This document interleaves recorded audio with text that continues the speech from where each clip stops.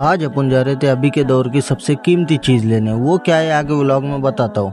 अस्सलाम वालेकुम। 100 डे में 10 के फॉलोअर्स करने का आज हमारा डे 27। सुबह ही शुरुआत हुई थी अपनी चाय बिस्किट से। चाय बिस्किट लेके अपन ने लगा दिए थे बंडी। बंडी लगाते ही अपन जा रहे थे। अपन कहाँ जा रहे बोले तो अपने को जाना था अभी के दौर की सबसे कीमती चीज़ लेने। वो चीज़ क्या है आओ बताता हूँ। तो अपना सफ़र था बहुत लंबा। ये सफ़र करते हुए अपन जा रहे थे। तो अपन पहुंच गए थे अभी अपने मंजिल पे पहुंचते ही अपन ने देख लिया इतने सारे गैस की टाकियाँ।